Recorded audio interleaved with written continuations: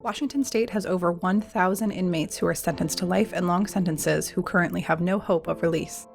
Instead, these people spend decades in prison at massive cost to their families, their communities, and the state. Coyote Ridge Correctional Facility in Washington State. A group of inmates moves down a walkway, several in wheelchairs, another uses a walker. Next, a professor from the University of Washington, Catherine Beckett, PhD.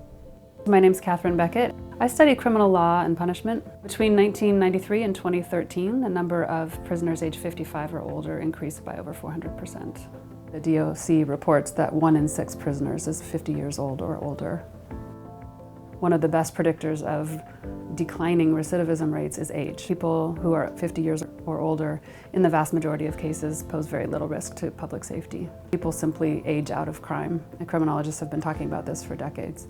An inmate using a walker. Next, an older prisoner with gray hair is interviewed. My name's Bill Joyce.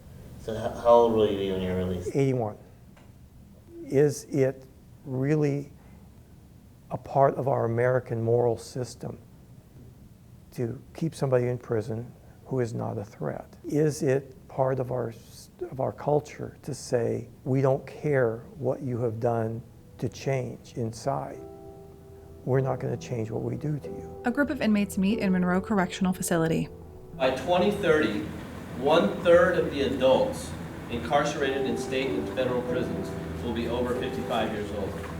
So for Washington State, that would mean that we would have over 6,000 people in our state prisons that were over the age of 55. The prison is not set up for this. This isn't what they signed on to do. They don't want to be an old folks' home. Washington's incarceration rate is now double what it used to be, and there are actually only 4 countries in the world that have higher incarceration rates than Washington State. Our prison system is currently operating over capacity, and we're one of just a handful of states that has a rising prison population since 2011, despite continually falling crime rates. One of the main drivers of the climbing incarceration rate has been the imposition of more and more long and life sentences. So in 1984, the Sentencing Reform Act was enacted in Washington State, and that legislation did not call for increased sentence length, but what it did do is abolish parole for most prisoners. So under the older system, most prisoners would have had a chance to go before the parole board and demonstrate that they were rehabilitated and have matured and were safe to release.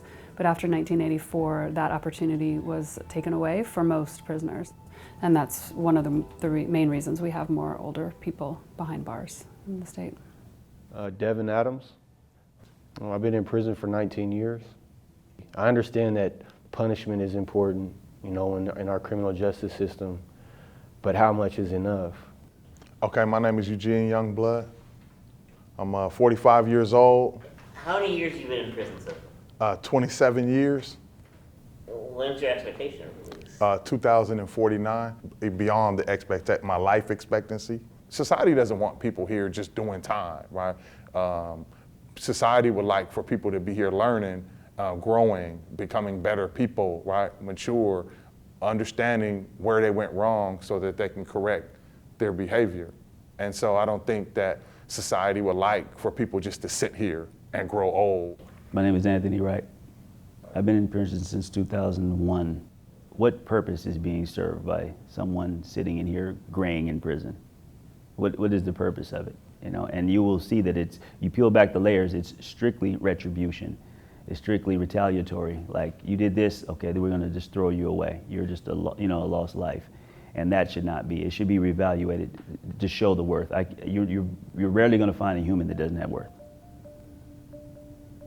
An inmate waits for medication at a secured window. So for a couple of different reasons, experts believe that incarcerating older people is a pretty poor use of taxpayer dollars. It costs about twice as much to incarcerate an older adult than a younger adult. And the main reason for that is the cost associated with providing the medical services that people need in their older years.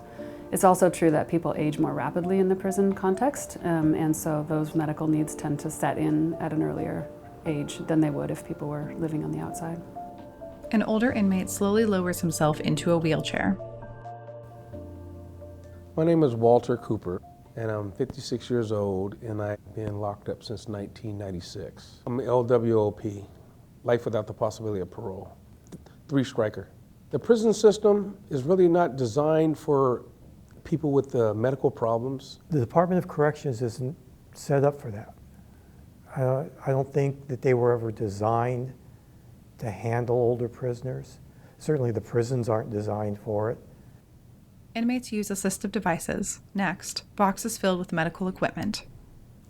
I'm not knocking the Department of Corrections at all. I think they're doing the best they can with the way the laws are set up and the way that the system is set up. They're not supposed to be an elder care organization. That's not their role, but they've been forced into it. You know, I've seen hip replacements, treatment for cancer, dialysis, just slow deterioration.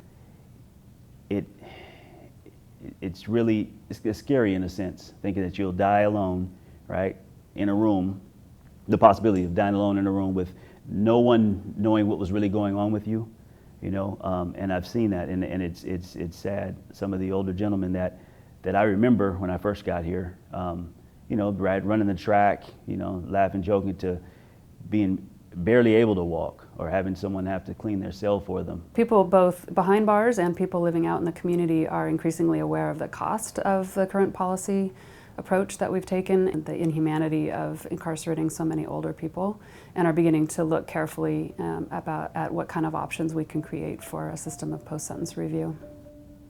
Stephen Sinclair, Secretary of the Department of Corrections, speaks at a Sentencing Guidelines Commission hearing. You know, it's really about how you spend your money, because you can spend hundreds of millions of dollars building a prison, and it'll take about 6 years, 3 to 6 years to get there, or you can invest in change and reducing risk, and thereby creating greater public safety through what I believe is a better model, because it gives us the opportunity to change people and create one less victim. My name is Davita Briscoe.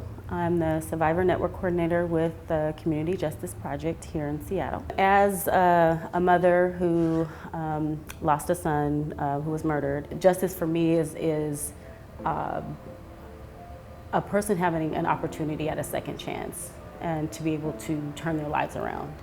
Sentencing him to 30, 40 years for the rest of his life was not going to aid in my healing.